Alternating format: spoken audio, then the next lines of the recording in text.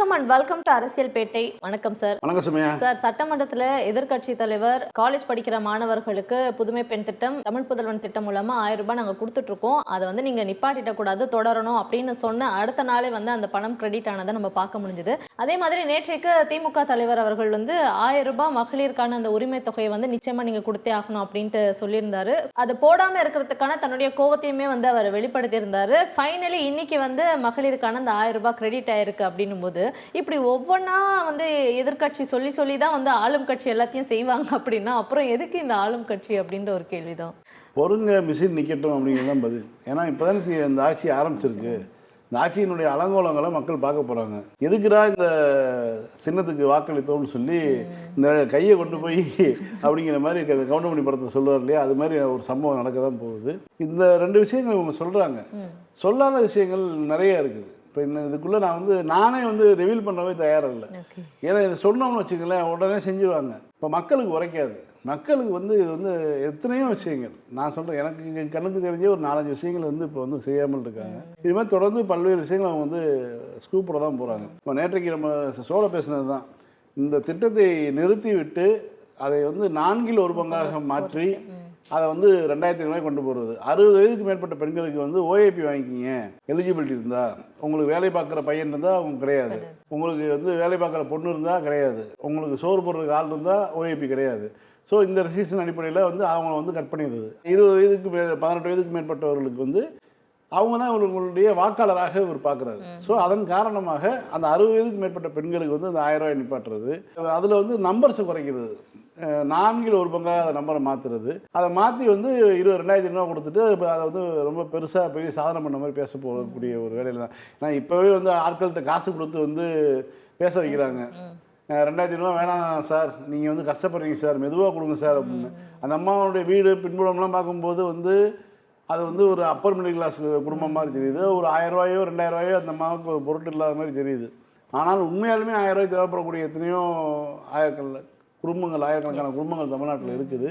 அந்த 2000 ரூபாய் இவர் சொல்லக்கூடிய 2500 ரூபா கொடுத்தா கூட பெரிய காசாக ஒரு தொகையாக கிடைக்கக்கூடிய குடும்பங்கள் இருக்குது. அப்படி இருக்கும்போது இந்த மாதிரி ஒரு நேரேட்டிவ் செட் பண்ணக்கூடிய வேலையில் இன்ஸ்டாகிராம் ரீல்ஸ் வழியாக அது மாதிரி ஒவ்வொரு இதாக பண்ணிட்டு இருக்காங்க. இது எப்படின்னா, ஒருத்தங்க சொல்ல ஆரம்பிச்சு அதை அவங்க ஹிட்டாக வச்சுக்கோங்க, இவங்களே பணம் கொடுத்து அதை புஷ் பண்ணுறாங்கன்னு வச்சுக்கோங்க. அவங்களுக்கு ஒரு 3 லட்சம் 4 லட்சம் வியூஸ் போயிருக்கு அப்படின்னா அதை பார்த்துட்டு ஒரு 200-300 பேர் போடுவாங்க. அண்ணா காசு தராதிங்கண்ணா, அண்ணா நீங்கள் எதுவும் செய்ய வேணாம்ண்ணா, உங்கள்கிட்ட நாங்கள் எதுவுமே கேட்கலண்ணா, நீங்கள் ஆட்சியை மட்டும் பாருங்க. நான் அவருக்கு ஆட்சியை பார்த்துக்கிட்டு தான் இருக்காரு தவிர அவர் எல்லா ஃபோட்டோலையும் ஏன்டா இங்கே நீ உட்கார வச்சிங்கிற மாதிரி தான் இருக்குது.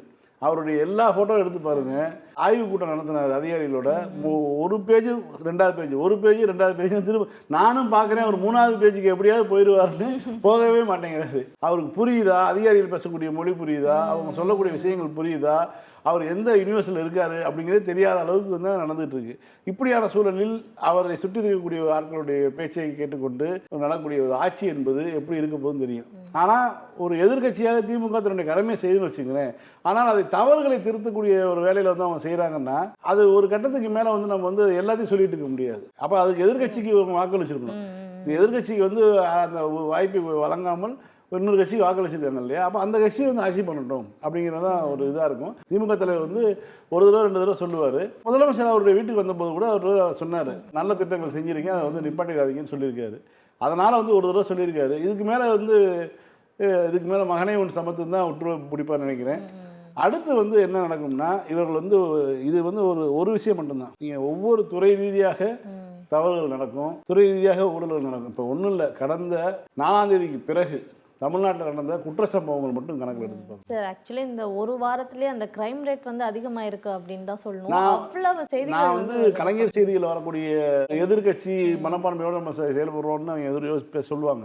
ஆனால் இது நாள் வரைக்கும் விஜய்க்கு ஆதரவாக தெரிவித்துக் கொண்டிருந்த, கருத்து தெரிவித்துக் கொண்டிருந்த விஜயை அட்சி கட்டியில் அமர வைத்து அந்த அவர் வெற்றி பெற்று விட்டார்னு கைதட்டி மகிழ்ந்த ஊடகங்களில் கூட பார்த்தீங்கன்னா தொடர்ந்து கிரைம் செய்திகள் குற்ற செய்திகள் வந்துகிட்டு இருக்குது. பாலியல் கொடுமை இதாக இருக்கட்டும், கொலை இதாக இருக்கட்டும், கஞ்சா போன்ற போதைப் பொருட்களுடைய அதன் காரணமாக நடக்கக்கூடிய விபரீதங்களாக இருக்கட்டும், இவர்கள் கட்சிக்காரர்கள் செய்யக்கூடிய கடத்தல்கள், கஞ்சா கடத்தலேருந்து குட்கா கடத்தலேருந்து எல்லாத்தையும் பண்ணி மாட்டிக்கிட்டு இந்த செய்திகள்லாம் வரதெல்லாம் எங்கே வருதுன்னு பார்த்தீங்கன்னா அவர்களுக்கு ஆதரவான சேனல்லேருந்து தான் வருது. அப்போ இந்த மாதிரியான விஷயங்கள் வந்து என்ன காரணத்தினால நடக்குது? அப்போ இவ்வளோ நாள் வந்து அது வந்து இது இல்லாமல் இருந்துச்சு இல்லை. நீங்கள் போதை கலாச்சாரம்னு சொன்னீங்கல்ல, இப்போ இந்த 4 நாள் 5 நாளில் எப்படி இவ்வளோ நம்பர்ஸ் கூடி இருக்குது? நீங்கள் பதவியேற்றதுக்கு பிறகு வந்து இவ்வளோ நம்பர் கூடி இருக்குது. நீங்கள் என்ன தான் பண்ணுறீங்க? இப்போ நீங்கள் வந்து இப்போ வந்து ஒயின் ஷாப்பில் வந்து 10 ரூபா கூட வைக்கிறாங்கன்னு சொல்லி அதிகாரிகள் போய் ஆய்வு பண்ணுறாங்கன்னு சொல்லி நீங்கள் சொல்கிறாங்க. பார்த்தீங்கன்னா இன்றைக்கி வீடியோ போடுறாங்க, அதிகாரிகள் முன்னாடியே வந்து அப்படியே வைப்போன்னு சொல்லி அனுப்புகிறாங்க, நாங்கள் என்ன பண்ணுறதுங்கிறாங்க. இந்த மாதிரியான பிரச்சனைலாம் இருக்குல்ல. அப்போ உங்கள் கையில் அதிகாரம் கிடைச்சும் கூட உங்களுக்கு அது என்ன பண்ணுறதுன்னு தெரியல. கூடுதலாக குற்றச்செயலில் ஈடுபடக்கூடியவர்கள் வந்து பெரும்பாலும் ஒரு 3 1 பங்கு வந்து உங்கள் கட்சியை சேர்ந்தவர்களாக தான் இருக்காங்க. கடையில் போய் மாமூல் கேட்கறதுலேருந்து பார்த்தீங்கன்னா குட்கா கடத்துறது, கஞ்சா கடத்துறது எல்லா பேரும் பார்த்தீங்கன்னா உங்கள் கட்சியை சேர்ந்தவர்கள் தான் கைதாக இருக்காங்க. உங்கள் ஆட்சியில் கைது செய்யப்பட்டவர்கள் உங்கள் கட்சியை சேர்ந்தவர்கள். அப்போ இப்போ உங்களுக்கு ஆட்சி நடத்துறதுக்கான எந்த விதமான அடிப்படை தகுதியுமே இல்லைங்கிறதே வந்து முதல் அதாவது ஒரு பானை சோத்துக்கு ஒரு சோறு பதம்ங்கிற மாதிரி ஒரு வாரத்தில் தெரிஞ்சு போச்சு இவங்களுடைய லட்சணம். ஆனால் அடுத்து நடக்கூடிய பல்வேறு விஷயங்கள் இருக்குது. மாநில உரிமை போன்ற விஷயங்களாக இருக்கட்டும், பிஎம்ஸ்ரீ போன்ற திட்டங்களை வந்து உள்ள நுழைப்பதாக இருக்கட்டும், அதே மாதிரி வந்து மின்சார கட்டணத்தை உயர்த்துவதாக இருக்கட்டும், எல்லா வகையிலுமே வந்து மேலிருந்து பாஜக தொல்லை கொடுக்க போகுது. அப்போ வந்து திமுக என்கிற ஒரு மிகப்பெரிய ஒரு திராவிட பெருஞ்சுவர் இருந்து தமிழ்நாட்டை காப்பாற்றி கொண்டு இருந்தது. இப்போ அது கொஞ்சம் தன்னை வந்து அப்புறப்படுத்தி கொண்டு உள்ளது. இப்போ இவர் என்ன பண்ண போறாருன்னு பார்ப்போம். அது என்ன மக்கள், ஏன்னா இது எல்லாவற்றிலையும் நேரடியாக மக்கள் வந்து அனுபவிக்கக்கூடிய ஒரு விஷயங்களா இருக்கும். இப்போ பிஎம்சி திட்டம்னா மும்மொழி கொள்கையை ஏற்றுக்கொள்ளக்கூடிய விஷயமா இருக்கும். மிகப்பெரிய ஒரு உயிரிழப்புகளை சந்தித்து ஆயிரக்கணக்கான பேர் வந்து உயிரை இழந்தாங்க. பக்தவச்சலம் வந்து அவர் ஆட்சி அவர் வந்து என்ன பண்றாரு, இந்த ரெக்கார்டு அழிங்கன்னு சொல்லி அதிகாரப்பூர்வமாக இந்த தமிழ்நாட்டில் உயிரிழந்தவர்களுடைய பட்டியலை வந்து எரிச்சாங்க. உண்மையாலுமே வந்து பொள்ளாச்சி இந்த படத்துல வருது, பராசக்தி இப்போ வந்த படத்துல பொள்ளாச்சியில வந்து இவ்வளவு பேர் நூற்றுக்கணக்கான பேர் இறந்தாங்கன்னு சொல்றாங்க இல்லையா. தமிழ்நாடு முழுக்க ஆயிரக்கணக்கான பேர் இறந்திருக்காங்க. அந்த எல்லா தகவலும் வந்து எரிக்கப்பட்டு விட்டன காங்கிரஸ் ஆட்சி காலத்தில். பக்தவச்சலம் பண்ணார். அது இந்த மாதிரியான விஷயங்கள்லாம் பண்ணி உயிரை வந்து ஆயிரக்கணக்கான பேர் உயிர் கொடுத்து நம்ம வந்து வென்ற ஒரு கோரிக்கையை வந்து இன்றைக்கு பாஜக கொல்லைப்புற வழியாக கொண்டு வரதுக்கு முயற்சி பண்ணுது. அதற்கு இந்த அரசு ஏதாவது பேசுகிறாங்களா? இருமொழி கொள்கை தமிழ்நாட்டில் இப்போ நடைமுறையில் இருக்குது. 70 வருஷமாக அந்த தமிழ்நாட்டில் நடைமுறையில் இருக்கக்கூடிய ஒரு விஷயத்துக்கு என்ன விதமான உங்களுடைய நிலைப்பாடு என்ன? நீங்கள் என்ன பண்ண போகிறீங்க? உங்களுடைய கல்வித்துறையில் வந்து என்ன, உங்களுடைய பார்வை என்ன? எதுவுமே கிடையாது. அதாவது யோசனை பண்ணி பார்த்தா எப்படி இந்த ஓட்டு உங்களுக்கு போட்டாங்கோ, எப்படி இவங்க வந்து உட்காந்துருக்காங்கிறதே நமக்கு வந்து அதிர்ச்சியா இருக்கு. சார் நேத்து அப்பாவும் பேர் போட்டு தானே சார் கொடுத்துருந்தாங்களே நேத்து ஒரு கடிதம். ஆமா, சிரிப்பு தான் சார் வருது. அதாவது ஒரு ஆட்சி மாறினா அந்த ஆட்சியில வந்தவங்களை வந்து விமர்சனம் பண்ணலாம், ஆட்சி பொறுப்புல இருக்கவங்க. அதிகாரிகளுக்கு கூட அறிவில்லாம போகும். சபாநாயகர் அப்பாவு வந்து முதல்ல இருந்தாரு, அதுக்கப்புறம் வந்து தேர்தல் முடிஞ்சிருச்சு, தற்காலிக சபாநாயகரை போட்டிருக்கீங்க, அவர் பேர்ல வந்திருக்கலாம். அப்போ அல்லது இப்போ சபாநாயகரை தேர்ந்தெடுத்துட்டீங்க, அவர் பேரில் வந்திருக்கலாம். ஏற்கனவே இருந்த முன்னாள் ஆட்சியில் இருந்த ஒரு சபாநாயகர் பேரில் ஒரு இதை வந்து நீங்கள் வந்து வெளியிடுறீங்கன்னா அதையும் வந்து கையெழுத்திட்டு வேற வெளில வருதுன்னா அப்போ வந்து என்ன மாதிரியான இது இருக்குன்னு புரியுது. ரெடி ஆகிக்கிறாங்க, உடம்ப இரும்பாய்க்கிறா கிரியாலாங்கிற மாதிரி தான் இருக்குது. ஸோ அதே மாதிரி முதலமைச்சராக பதவியேற்று 1 வாரம் ஆகுது. கூடுதலாக வந்து சில அமைச்சர்களுமே வந்து ஸ்பாட்டில் பதவியேற்றாங்க. மற்ற ஆட்களுக்கெல்லாம் யாருக்கு என்ன இலாக்கா கொடுக்க போகிறோன்றது இன்னும் எதுவுமே சொல்லலை.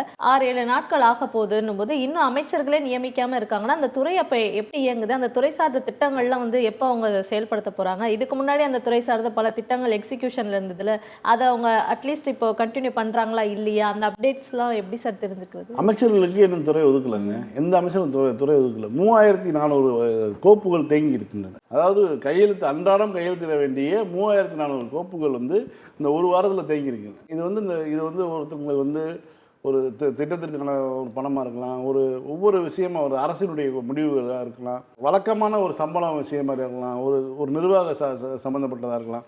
இது மாதிரியான கோப்புகள் வந்து 3400 கோப்புகளுக்கு மேலே வந்து தேங்கி இருக்குது அப்படின்னு வந்து செய்திகள் வருது இன்னைக்கு வரைக்கும். இப்போ நாளைக்குன்னா இன்னும் ஒரு 300-400 கோப்புகள் வந்து ஒவ்வொரு டிபார்ட்மெண்ட் வைஸ் வந்து மிச்சமாக தேங்கி நிற்கும். அப்போ வந்து ஒரு இத்தனை நாளாச்சு அமைச்சர்களுக்கு வந்து துறை ஒதுக்க முடியாத அடிப்படை. இப்போ திமுக ஆட்சி பொறுப்பு ஏற்றது, முதலமைச்சர் வந்து சட்டமன்றத்துக்கு வர்றதுக்குள்ளேயும் பார்த்தீங்கன்னா வந்து யார் யாருக்கு என்னென்ன துறைன்னு வந்து வந்துருச்சு, லிஸ்ட் வெளியே வந்துருச்சு. அதிமுக ஆட்சின்னா அப்படிதான். இவருக்கு மந்திரி பதவி அப்படின்னா அவர் எதற்கு தகுதி அப்படின்னு ஒரு முதலமைச்சருக்கு தெரியும். அதன் அடிப்படையில் வந்து அவர் வந்து அவருக்கு அந்த பொறுப்பை கொடுப்பாங்க. இப்படி தான் வந்து நடந்துட்டு இருந்தது. இப்போ வந்து பார்த்தீங்கன்னா மந்திரி பதவி வெறும் பதவியோட சுற்றுறாங்களே தவிர யாருக்கும் எந்த இலாக்காவும் இல்லை. இப்படி ஒரு கூத்து எங்கேயாவது பார்த்துருக்கீங்களா? இதுக்கு முன்னாடி தமிழ்நாட்டை கேள்விப்பட்டிருக்கீங்களா? எங்கேயுமே கேள்விப்பட்டிருக்க மாட்டீங்க. அதாவது குரங்கு கையில் கிடைத்த பூமாலைங்கிற மாதிரியான ஒரு சூழல் தான் இருக்குது. தமிழ்நாட்டு மக்கள் ஏமாந்து போய் வாக்களிச்சிட்டாங்க. வாக்களித்தனால வந்து கொஞ்சம் கூடுதலான இடங்கள், அதுவும் பெரும்பான்மையாக கிடைக்கல, கூடுதலான இடங்கள் கிடைச்சது. திமுகவுடைய கருணையினால் நடக்கக்கூடிய ஆட்சி இது. ஏனென்றால் கவர்னர் ஆட்சி வந்துடக்கூடாது. கவர்னர் ஆட்சி வந்தால் நேரடியாக பாஜகவே ஆட்சி செய்யக்கூடிய ஒரு சூழல் ஏற்படும். மீண்டும் இன்னொரு தேர்தலை கொண்டு வரக்கூடாது அப்படிங்கிறதுக்காக திமுக தன்னுடைய கூட்டணி கட்சியில் கூட நீங்கள் போய் ஆதரவு தெரிவிச்சுக்கன்னு சொன்னாங்க. இன்னும் சொல்ல போனால் நாங்கள் போகவே மாட்டோம்னு சொன்ன IUML கூட வந்து திமுக போய் ஆதரவு தெரிவிக்குன்னு சொன்னாங்க. இப்படியான சூழலில் தான் வந்து இந்த மாதிரியான சம்பவங்கள் நடக்குது. எந்த ஒரு அமைச்சருக்கும் வந்து இலாக்கா ஒதுக்கலை. இதில் வந்து என்னென்னா புதுசாக அந்த ஏடிஎம்கேலேருந்து வராங்க இல்லையா, 25 பேர் வராங்க, அவங்களுக்குள்ள வந்து யாருக்கு அமைச்சருங்க ஒரு பிரச்சனை இருக்குது. அந்த ஒரு 6 பேரோ 5 பேரோ அவங்களுக்கு வந்து ஒதுக்குனாங்கன்னா அப்போ அவங்களுக்கு என்ன பண்ணுறது? அப்போ இவங்களுக்கு என்ன கொடுக்குறது? ஏன்னா அவர்கள்லாம் வந்து 2 முறை மந்திரியாக இருந்தவர்கள் எல்லாம் அது வந்து வராங்க. ஸோ அவங்க வந்து எல்லாமே இந்த ருசிகண்ட பூனைகளாக வராங்க. அவங்க வந்து கேட்குறதே பெரிய பெரிய டிபார்ட்மெண்ட் தான் கேட்பாங்க. அப்படி இருக்கும் பொழுது இப்போ இவங்க யாருக்கு எதை செய்ய போகிறாங்க? இப்போ இவங்களில் இங்கே இருக்கக்கூடிய ஆட்கள்லையும் பார்த்தீங்கன்னா சாதாரண ஆட்கள்லாம் கிடையாது. ஆதரவு வரைக்கும்லாம் வந்து அவர் மாமியார் வந்து ஏடிஎம்கேல போய் அந்த அம்மாவும் மினிஸ்டர் கேட்குறாங்க. இவர் ஒரு மினிஸ்டர் இருக்கார் ஆல்ரெடி. அவர் என்ன துறை கேட்க போகிறாரு? அவர் இப்போ ஆல்ரெடி வந்து அது யாருக்கெல்லாம் என்ன பிரச்சனை வந்து பாருங்கன்னு சொல்லி அறிவிப்பு ஓப்பனாக கொடுக்குறாரு. தொழிலதிபர்லாம் ஏதாவது பிரச்சனை வந்து பாருங்க அப்படின்னு என்ன அர்த்தம்? அவருக்கு எந்த இலாக்காவும் கிடையாது. இலாக்காவே இல்லாதப்ப தொழிலதிபர்லாம் வாங்க அப்படின்னா ஏன் மூலமாக டீலிங் பண்ணீங்கன்னு அர்த்தம். இதுதான் வந்து வெளிப்படையாக அவர் சொல்லாமல் சொல்லக்கூடிய விஷயம். இது இந்த மாதிரியான ஒரு இதெல்லாம் நாடு போயிட்டு இருக்கு. நீங்கள் இன்னும் ஒரு 10 நாள் ஆச்சு இலாக்கா ஒதுக்காமல் அப்படி ஒரு இது போயிட்டு இருக்குன்னா அப்போ என்ன பண்ணுறது? சார், இப்போ தாவேக்கா வந்து பரப்புரையில் பார்த்தீங்கன்னா, இப்போ முதலமைச்சராக இருக்கக்கூடிய தாவேக்கா தலைவர் வந்து அந்த குழந்தைங்க கிட்ட சொன்ன அது விஷயம், அது வந்து ஒரு மிகப்பெரிய எதிர்ப்பலையை வந்து உருவாக்கி இருந்தது. குழந்தைகள் நலத்துறை சார்பாக வந்து அதுக்கான கண்டனங்கள்லாம் வந்து அறிவிச்சிருந்தாங்க. அதே மாதிரி வெளிநாட்டில் இருக்கக்கூடிய தமிழ்நாட்டை சேர்ந்தவர்கள்லாம் வந்து இதுக்காக வாங்க ஓட்டு போடுங்கன்ற மாதிரி அவர் சொன்னதும் நிறைய பேர் ரீல்ஸ் போட்டு அவங்களுக்காக வரேன் அப்படிலாம் பண்ணாங்க. ஆனால் வந்தவங்களில் வந்து ஒரு 12 பேர் யார் அப்படின்னு பார்த்தீங்கன்னா வெளிநாட்டு குடியுரிமை, இது வரைக்கும் 17 பேர் வந்து வெளிநாட்டு குடியுரிமை உள்ளவங்க தமிழ்நாட்டில் வந்து ஓட்டு போட்டிருக்காங்க. இது வந்து இட்ஸ் இல்லீகல், தவறான ஒரு விஷயமான இது இருக்கு. இதுக்கும் அவர் வந்து தூண்டுதலா இருந்திருக்காரு அப்படின்னு எனக்கே இன்ன வரைக்கும் மை போகல. இது மை போனாதான் வந்து போக முடியும். ஏன்னா இவங்க வந்து கையை காட்டும் போது ஒருத்தர் மாட்டவும் வந்து அலர்ட் பண்ணிட்டாங்க எல்லா ஏர்போர்ட்டும். தமிழ்நாட்டில் வந்து போகிறவங்களுக்கு செக் பண்ணி அனுப்புங்கன்னு சொல்லி. ஸோ கையை பார்க்குறாங்க. கையை பார்த்தோன்னே இவங்க கண்டுபிடிக்கிறாங்க வெளிநாட்டில் குடியுரிமை வாங்கிட்டு இங்கே எதுக்கு ஓட்டு போட வரான்? நீ வந்து மன ரீதியாக நீ வந்து வெளிநாட்டில் இன்னொரு நாட்டில் போய் இந்த நாட்டினுடைய குடிமகன் ஆகிக்கிறேன்னு சொல்லி நீ குடியுரிமை வாங்கிட்ட. குடியுரிமை வாங்கினதுக்கு பிறகு இங்கே வந்து எஸ்ஐஆர் கிளுக்கிளுன்னு பண்ணி வச்சுருக்காங்க. ஏன்னா தேர்தல் கமிஷன் வந்து பெரிய நாங்கள் ரொம்ப ஸ்ட்ரிக்ட்டுன்னு ஆகிங்க இல்லையா. இவங்க எஸ்ஐஆர் பண்ண பிரச்சனை இந்த லெவலில் இருக்குன்னா வெளிநாட்டில் குடியுரிமையாக இருக்கக்கூடிய ஒரு நபருக்கு வந்து இங்கே ஓட்டு இருக்குது. இன்னும் சொல்ல போனால் இலங்கையில் இருக்கக்கூடியவர்கள், இலங்கையில் வந்து அங்கேயே வசிக்கக்கூடியவர்கள், அவங்க இது ஒரு வேலையாக நினைச்சு வந்து ஃப்ளைட்டில் வந்து இங்கே ஓட்டு போட்டு போயிருக்காங்க. அப்போ 2 நாட்டிலையும் வந்து குடியுரிமையை வந்து கள்ளத்தனமாக மெயின்டைன் பண்ணிட்டு இருக்காங்க. இந்த போன்ற நபர்கள் வந்து ஓட்டுலாம் வந்து போட்டு போகிறாங்க. அப்படிங்கும்போது அது இவங்க யாருக்கு போட்டுப்பான்னு தெரியும், ஈஸியாக மாட்டிக்கிட்டாங்க. ஏன்னா இதில் வந்து இந்த நிலைமை இருக்குது பார்த்தீங்களா. நீங்கள் இன்னொரு நாட்டு குடிமகனாக இருந்து கொண்டு இன்னொரு நாட்டினுடைய ஜனநாயகத்துக்குள்ள தலையிடுறதுங்கிறதே வந்து ஏற்றுக்கொள்ள முடியாத ஒரு விஷயம். கடுமையான குற்றம் தாங்க, கடுமையான குற்றம் தான். ஒரு வாக்களிக்கலன்னு ஏதாவது ஒரு சொல்லலாம். ஆனால் வந்து வழக்கு போடப்பட்டு அவர்கள் வந்து சொந்த ஜாமீன் வெளியில் அனுப்பியிருக்காங்க. ஆனால் அந்த வழக்கு நடக்கும் பொழுது நீங்கள் எந்த நாட்டில் தான் வந்தாகணும் அப்படின்னு சொல்லி எழுதி வாங்கிட்டு அனுப்பி விட்டுருக்காங்க. இப்போ இவர்கள்லாம் வந்து பார்த்தீங்கன்னா இந்த வழக்கு வந்து நிற்கும் போது அடுத்து இந்தியாவுக்கு வர முடியாது, மறந்துட வேண்டியதான். ஒன்று வாய்தாக்கு வரணும், இங்கே வழக்கு நடக்கும்போது வாய்தாக்கு வரணும். அப்படி இல்லையா இந்தியாவுக்கே நீ வர முடியாது அப்படிங்கிற ஒரு சூழல் தான் அங்கே ஏற்படும். இந்த மாதிரியான ஒரு விஷயம்லாம் வந்து நீதிமன்றத்துக்கும் போகும். ஏன்னா எவ்வளோ பேர் வந்து வாக்களிச்சுதான் தெரியல. இப்போ கணக்கு தெரிஞ்சது 17 பேருன்னா, ஏன்னா 100 ஓட்டுலலாம் 1 ஓட்டில் கூட ஒருத்தர் ஜெயிச்சிருக்காரு. 100 ஓட்டில் வந்து 150 ஓட்டில் 200 ஓட்டில் 500 ஓட்டில் மாதிரி இருக்குது. இப்போ எவ்வளோ பேர் வந்துட்டு போயிருக்காங்க ஒரு கணக்கு ஒன்று வரணும். இது பற்றி நீதிமன்றத்துக்கு போவாங்க யாராவது, கண்டிப்பாக அங்கே வந்து விட தெரியும். சார், ஆரம்பத்துல இருந்த நீட் அப்படின்றது தமிழ்நாட்டுக்கு வேணாம், அதுக்காக விலக்கு கொடுங்க அப்படின்ட்டு அப்போதைய திமுக அரசு பல விஷயங்கள் வந்து அதை நோக்கி செயல்பட்டாங்க. ஆனா இன்னமும் நீட் வந்து ஒன்றிய அரசால வந்து நடத்தப்பட்டுட்டு தான் வரதை பார்க்குறோம். பட் இப்போ ஃபைனலி வந்து அது ஒரு மிகப்பெரிய ஸ்கேம்ன்ற அளவுக்கு தான் வந்து கேள்வித்தாள்கள்லாம் வந்து வெளியாயிடுச்சு. அதனால மே 3ஆம் தேதி நடந்த அந்த நீட் தேர்வை வந்து ரத்து பண்ணணும்னு சொல்லியிருக்காங்க. இப்போ ஜூன் மாதம் வந்து நடத்த போகிறோம் அப்படின்னு சொல்லியிருக்காங்க. இதை ஒட்டி வந்து மாணவர்கள் போராட்டங்கள்லாம் பண்ணியிருந்தாங்க. இப்போ அந்த மாணவர்களையும் கைது செஞ்சு வச்சிருக்குது. திராவிடர் கழகம் சார்பாக வந்து போராட்டங்களுமே வந்து நடைபெற்றுட்டு இருக்கு. இப்போ இந்த சமயத்தில் ஒன்றிய கல்வித்துறை அமைச்சர் என்ன சொல்லியிருக்காருன்னா, இனிமேல் அடுத்த வருஷத்துலேருந்து நீட் வந்து ஆன்லைனில் நாங்கள் பண்ண போகிறோம் அப்படின்ட்டு. ஸோ ஆஃப்லைனில் அத்தனை பேர் அதிகாரிகளை போட்டு அவ்வளோ நீங்கள் செக் பண்ணி அனுப்பியே இவ்வளோ நடக்குதுன்னும் போது இப்போ ஆன்லைனில் பண்ண போகிறாங்கன்னா அது முறையாக சீராக இருக்குமா? அது இல்லை, இப்போ இதுவரைக்கும் நடந்த நீட் தேர்வு முறைகேடுகள் எதுலேயுமே நீட் தேர்வு மையங்களுக்குள்ள வந்து காப்பி அடிச்சிட்டாரோ அந்த மாதிரியான குற்றச்சாட்டுலாம் கிடையாது. இது வரைக்கும் வந்து கொடுக்கக்கூடிய குற்றச்சாட்டு எல்லாமே வந்து கேள்வித்தாள்களை வந்து ரிலீஸ் பண்ணுறது. அதே மாதிரி வந்து முடிவுகள் இப்போ முதல் முறையாக மாட்டினதுல வந்து பார்த்தீங்கன்னா சில இடங்களில் வந்து நீங்கள் எக்ஸாம் எழுதுனதுக்கப்புறம் நான் வந்து கீயை திருத்துறேங்கிற மாதிரி பணம் வாங்கிட்டு மோசடி பண்ணது, இது மாதிரியான விஷயங்கள் சில இடங்கள் நடந்திருக்கு. ஆனால் பெரும்பாலான விஷயங்கள் நடந்தது என்னென்னா இந்த கேள்வித்தாள் லீக் ஆனது தான். என்ன நடக்குதுன்னா, ஒரு கேள்வித்தாள் வந்து 50 லட்ச ரூபா 30 லட்ச ரூபான்னு விற்கிறாங்க. இந்த 30 லட்ச ரூபாய்க்கு வாங்கினவன் என்ன பண்ணுறான், அவனுடைய நண்பர்கள் 5 பேர் 6 பேருக்கு பிடிச்சி 5 லட்ச ரூபாய்க்கு தரேன் அப்படின்னு சொல்லி அவன் 5 லட்ச ரூபாய்க்கு விற்று போட்ட முதல்ல இவன் எடுத்துக்கிறான். இவனுக்கு வந்து தேவை கேள்வித்தாள், இது வந்துருச்சு, நான் படித்து வந்து நான் பாஸ் ஆகிடுவேன், நான் போட்ட காசை வந்து இப்படி வந்து நான் எடுத்துக்கிறேன்னு சொல்லி இப்படி தான் மாட்டுறது. இப்போ இவங்க என்ன பண்ணுறாங்க, 5 லட்ச ரூபாய்க்கு வாங்கினது அதை இவங்க வந்து ஆளுங்க வந்து 2 லட்ச ரூபாய்க்கு 3 லட்ச ரூபாய்க்கு வந்து இவங்களுக்கு தெரிஞ்சவங்களுக்கு விற்கிறது. இப்படி வந்து இப்படி வெளியே தான் இந்த ராக்கெட் வந்து மாட்டுது. இப்போ என்னன்னா, இந்த நீட் தேர்வு கொண்டு வந்ததே என்ன காரணத்துக்காக, அது ரொம்ப முக்கியம். நீட் எதற்காக கொண்டு வந்தாங்கன்னா, இந்தியாவில் இருக்கக்கூடிய சில மாநிலங்கள் வந்து காங்கிரஸ் ஆட்சி காலத்தில் கோரிக்கையை வைக்கிறாங்க. திமுக அன்றைக்கு அந்த ஆட்சிக்கு வந்து ஆதரவு கொடுத்துருந்த காலகட்டத்தில் கோரிக்கை வைக்கிறாங்க. அதாவது கேரளா மாதிரி பஞ்சாப் மாதிரியான மாநிலங்கள், எங்கள் மாநிலத்தில் மருத்துவக் கல்லூரிகள் வந்து குறைவு, அதுக்கான கட்டுமானமும் வந்து எங்களுக்கு வந்து சிரமம், புதிய மருத்துவக் கல்லூரி உருவாக்குவது எங்களுக்கு சிரமம், அதனால் வந்து எங்களுக்கு மாணவர்கள் அதிகமாக படிக்கிறாங்க, அவர்கள் வந்து எல்லா மாநிலங்களும் போய் படிக்கக்கூடியவர்கள். இப்போ அவர்களுக்கு வந்து இந்தியா முழுவதும் வந்து அங்கே ஒவ்வொரு மாநிலமும் வந்து தனித்தனி நுழைவுத் தேர்வு வச்சிருக்கு. இப்போ ஒரே நுழைவுத் தேர்வு வேணும்னு சொல்லி ஒரு 4-5 மாநிலங்கள் வந்து கேட்குறாங்க. அதில் காங்கிரஸ் ஆளக்கூடிய மாநிலங்கள் பெரும்பான்மையாக இருந்த காலகட்டத்தில் அன்றைக்கு வந்து ஒன்றிய அரசு, அன்றைக்கு இருந்த காங்கிரஸ் அரசு வந்து நீட் தேர்வு கொண்டு வருது. கலைஞர் கடுமையாக எதிர்க்கிறார். அது தொடர்பாக முன்னாள் அமைச்சர் மாண்புமிகு திரு MRK அவர்கள் வந்து டெல்லிக்கு போயிட்டு வந்து பேச்சுவார்த்தை நடத்தி அதுபோல் தமிழ்நாட்டுக்கு வந்து விலக்கு வாங்குறாங்க. கடைசியில் தமிழ்நாட்டுக்கு மட்டும் விலக்கு கொடுங்கன்னு சொல்லி வாங்குறாங்க.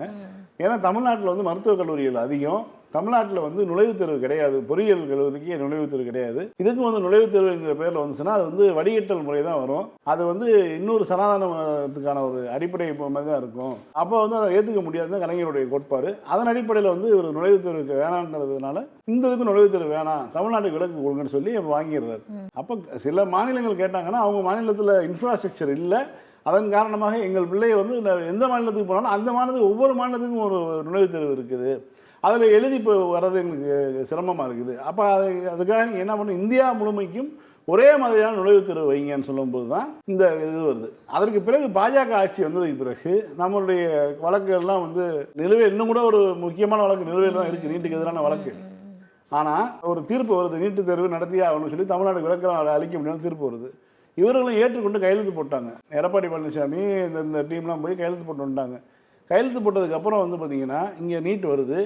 அந்த நீட்டு வரும்பொழுது அவர்கள் சொன்னது என்னன்னா, நேஷனல் டெஸ்டிங் ஏஜென்சி நடத்துகிறாங்க, தகுதி தான் முக்கியம், திறமை தான் முக்கியம், யார் வேணாலும் ஊசி போட்டுற முடியுமா, தகுதியான மருத்துவர்களை உருவாக்குறதுக்கு தான் வந்து எங்களுடைய வேலை அப்படின்னு சொல்லி பயங்கரமான உருட்டினாங்க.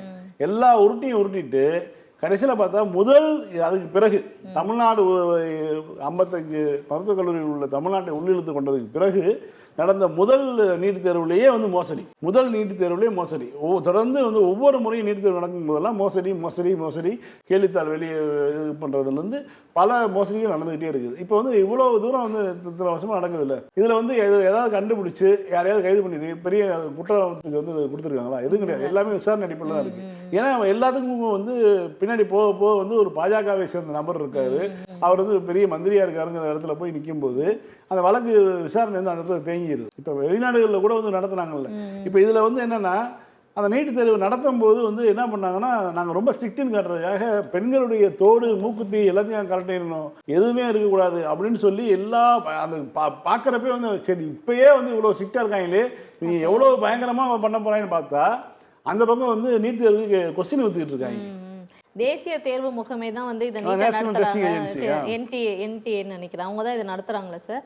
அங்க இருந்தெல்லாம் பேப்பர்ஸ் வந்து லீக் ஆயிருக்கு வேற எங்க இருந்து லீக் ஆகும்? அவன் தயார்படுத்துறது, கேள்வி இது பண்றதே அதானே. இப்போ வந்து என்னன்னா, இப்போ இவர் நான் சொன்னேன் இவ்வளவு தூரம் வந்து கடுமையா வந்து நீட் தேர்வு நடத்தியே இப்படி இருக்கு, நீங்க ஆன்லைன்ல கொண்டீங்கன்னா என்ன ஆகும்? ரொம்ப சுலபமா வந்து இது பண்ண போறாங்க. இப்போ நீங்க நேரடியாக இவ்வளவு கலவரம் பண்ணி புறத்தையும் செக் பண்ணி எல்லாம் பண்ணி நீங்கள் உள்ள அனுப்பியுமே வந்து கொஸ்டின் பேப்பர் லீக் ஆகிட்டு இருக்கு. நீங்கள் ஆன்லைனில் நடத்துனீங்கன்னா எந்த லட்சத்தில் புரிஞ்சுக்க முடியுது. முதலில் இந்த நீட் என்பதே வந்து சமூக நீதிக்கு எதிரானது. அதனால் வந்து திமுகவுடைய நிலைப்பாடு என்பது எப்பயுமே சமூக நீதி சார்ந்து தான் இருக்கும். அது சரியான நிலைப்பாட்டோடு தான் திமுக இன்றளவு இருக்குது. அதனால் நீட் என்பது ஒழிக்கப்பட வேண்டும் என்கிறது தான் கரெக்டு. சனாதனம் எப்படி ஒழிக்கப்பட வேண்டும் சொன்னாரோ அதே மாதிரி நீட் என்பதும் ஒழிக்கப்பட வேண்டும். சார், இப்போ அந்த அதிமுக டைமில் அவங்க எதுக்கு ஸ்பெஷலாக இருந்தாங்கன்னா, இந்த ஸ்டிக்கர் ஒட்டுறதுக்கு வந்து ஸ்பெஷலாக இருக்காங்க.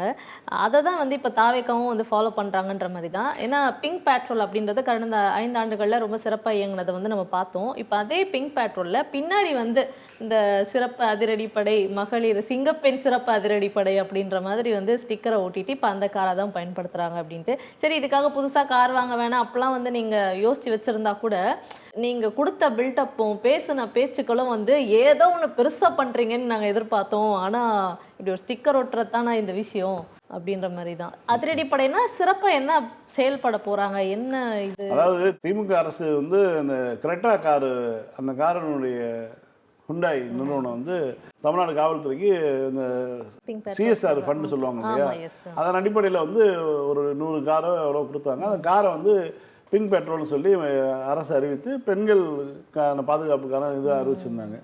இப்போ அதே நம்பரு உள்ள காரில் அந்த பிங்க் பெட்ரோல் ஸ்டிக்கரை கிழிச்சிட்டு சிங்க பெண்கள் படை அப்படின்னு ஒட்டிட்டாங்க. அவ்வளோதான், வேறு ஒன்றுமே கிடையாது. அதாவது இந்த பழனியில் சொல்லுவாங்க, சாமி கும்பிட போனால் நீங்கள் வாங்க போனால் பழம், ஊதுபத்தி, பத்தி, விபூதி, திருநீர் அப்படின்னு எல்லாமே ஒரே பேர் கொண்டு 2 எழுதி ஏமாற்று வாங்கிடுவேன். அதே மாதிரி தான் நீங்கள் வந்து ஏற்கனவே இருக்கக்கூடிய ஒரு டீமை அப்படியே பேர் மாற்றம் பண்ணியிருக்காங்க. எதுக்கு ஒரு அறிவிப்பு? இந்த அறிவிப்பை அறிவிச்சு நான் வந்து காப்பாற்ற சொன்னதுக்கப்புறம் நான் என்ன கேட்குறேன், இந்த 1 வாரம் ஆச்சு, நீங்கள் ஆச்சு 1 வாரத்துக்கு மேலே ஆகுது, இத்தனை பாலியல் கொடுமையும் நடக்குது. எதையாவது இந்த சிங்க பெண்கள் படையை வந்து போய் தடுத்தது, காப்பாற்றியது, ஏதாவது பண்ணி செய்தி வருதா? இல்லை, முக்கால்வாசி பெண்களுக்கு எதிரான பெண்கள்னா 70 வயசு கிழவியை விட மாட்டாங்க, 40 வயசு அம்மாவை விட மாட்டாங்க. இந்த மாதிரி கொடுமைகள் நடந்துட்டு இருக்கக்கூடிய ஒரு சூழலில் வந்து இவங்க என்ன பண்ணுறாங்க, வெறும் ஸ்டிக்கர் ஓட்டக்கூடிய அரசாக தான் இருக்குது. அதான் சொன்னேன் இல்லை, ஜிகினா ஒரு கவர்ச்சிக்கு மயங்கி மக்கள் வாக்களிச்சிட்டாங்க. இதை மீட்டெடுக்க வேண்டிய பொறுப்பு வந்து எதிர்கட்சிக்கு தான் இருக்குது. அதை அவர்கள் செஞ்சு தான் தருவாங்க. ஏற்கனவே சிலிண்டர் தட்டுப்பாடு அப்படின்றத வந்து நம்ம ஃபேஸ் பண்ணிட்டு இருக்கோம். இப்போ கூட சிலிண்டர் வந்து வீட்டுக்கு வந்துருச்சுன்னா அதுலேருந்து ஒரு 15-20 நாள் கழிச்சு தான் புக் பண்ண வேண்டியது. புக் பண்ணி ஒரு 15 நாள் கழிச்சு தான் அது வருதுன்னும் போது பயந்து சமைக்க வேண்டியதாக இருக்குது, சீக்கிரமாக தீர்ந்து போயிடுமோன்ட்டு. அந்த நிலைமையில இப்போ அகைன் பார்த்தீங்கன்னா பெட்ரோல் டீசலுடைய விலை உயர்வு ₹3.10 ₹3.8 பெட்ரோல் டீசலுக்கு வந்து ஏற்றி வச்சுருக்காங்க. இந்த அளவுக்கு மக்களை தத்தளிக்க விடக்கூடிய நிலைமையில மோடி கொண்டு வந்து விட்டுருக்காரு. ஆளும் கட்சி சார்பா இதுக்காக எந்த ஒரு எதுவுமே பேசப்படல. அவர் மோடி எதிர்த்த வரைக்கும் பாஜக எதிர்த்தும் மோடி எதிர்த்தும் அவர் பேசி பார்க்கல. அவர் லெட்டர்லாம் போட்டிருக்காருங்க. 3 பருத்தி விலையை குறைக்கணும்னு ஏதோ லெட்டர் போட்டிருக்காரு, கொள்முதல் விலையை கூட்டணுமோ ஏதோ லெட்டர் போட்டிருக்காரு. இதுக்கு பருத்தி மூட்டை குடோன்லேயே இருக்கலாங்கிற மாதிரி தான் இருந்துச்சு. ஏன்னா இவர் என்ன சொன்னார், முதலமைச்சரை விமர்சிக்கும் போது எதுக்கு என்ன நீங்கள் லெட்டராக போட்டுக்கிட்டீங்க, எதுக்கு எடுத்தாலும் லெட்டர் போடுறீங்க அப்படின்னா, இப்போ இவர் வந்து இலங்கையில் வந்து இது தமிழக மீனவர்களை பிடிச்சிட்டு போனால் நீங்கள் வந்து லெட்டர் தான் எழுதுறீங்க, எல்லாத்துக்கும் லெட்டர் தானே அப்படிங்கிற கிண்டல் பண்ணார். இவர் என்ன பண்ணார், இவர் வந்தோடனே லெட்டர் போட்டார். 3 லெட்டர் போட்டிருக்காது வரைக்கும். முதல்ல ஏதோ வேறு எதுக்கோ ஒரு லெட்டர் போட்டார். அப்புறம் இந்த இலங்கை இராணுவத்தை வந்து தமிழர்களை பிடிச்சிட்டு போயிட்டாங்கன்னு சொல்லி லெட்ரு. இப்போ பருத்தி விலைக்கு வந்து லெட்டர் போட்டிருக்காரு. இதுக்கு எதுக்குல இது ஒரு மாநில அரசனுடைய வேலை தான். இது லெட்டர் தப்பு கிடையாது. ஆனால் நீ கிண்டல் பண்ணீங்கல்ல, அதான் தப்பு. அதுதான் ஒரு இந்தியாங்கிற ஒரு நாட்டுக்குள்ளே ஒரு மாநிலமாக நம்ம இருக்கோம். மாநிலத்துக்கான அதிகாரம்னு ஒன்று இருக்குது, மாநில முதல்வருக்கான ஒரு அதிகாரம் ஒன்று இருக்குது. அதன் அடிப்படையில் எவ்வளோ தூரம் வந்து அதனுடைய வீச்சு செல்கிறதோ அந்த அளவுக்கு நம்ம வந்து தொட்டு பண்ண முடியும். இப்போ நீங்கள் எவ்வளவோ விஷயங்கள் வந்து நம்ம பண்ணுறோம். திமுக சார்ந்து திமுகவில் இருக்கக்கூடிய அயலக தமிழர் அணின்னு இருக்காங்க. அவங்க என்ன பண்ணுறாங்க, வெளிநாடுகளில் யாருக்காவது பிரச்சனை, யாராவது இறந்து போயிடுறாங்கன்னா அவங்க உடல்களை உடனடியாக தமிழ்நாட்டுக்கு கொண்டு வரணும்னு விருப்பப்பட்டாங்கன்னா அவங்க உடல்களை கொண்டு வரதுக்கான உதவியெல்லாம் பண்ணுறாங்க. இதெல்லாம் வந்து அரசுக்கிட்ட வந்து முதலெல்லாம் கேட்டுட்டு இருப்பாங்க. இப்போ தமிழ்நாட்டை சேர்ந்த திமுகவினுடைய அயலக தமிழர் அணியே வந்து அந்த வேலையை செய்கிறாங்க. இது வந்து முன்னாடிலாம் வந்து ஒரு எக்ஸ்டர்னல் ஆஃபீஸர்கிட்ட போய் கேட்டு அங்கே யாராவது மத்திய மந்திரியை பிடிச்சி அது ஒரு எம்பியை பிடிச்சி லெட்டர் சொல்லி அவங்க ஃபோன் பண்ணி சொல்லிலாம் பண்ணிட்டு இருப்பாங்க. இப்போ நேரடியாகவே வந்து இந்த வேலையை வந்து திமுகவே பண்ணிட்டு இருக்கு. இதுதான் வந்து முடிஞ்ச விஷயம். இதே மாதிரி தான் வந்து ஒரு மாநில முதல்வருக்கான வேலைன்னா நீங்கள் கடிதம் போட்டு தான் கேட்க முடியும் ஒன்றிய அரசுகிட்ட. இதுக்கு நீங்கள் கிண்டல் அடிச்சுட்டு இருந்தீங்கன்னா, ஏன்னா பருத்தி கூட்டி கேட்டீங்க, பருத்தி மூட்டை உடனே இதுக்கு சொல்ல முடியும் பதில். இப்போ விலையேற்றிருக்கா பெட்ரோல் வேற எத்தனால் கலந்து பெட்ரோல் தானே சார் நம்ம.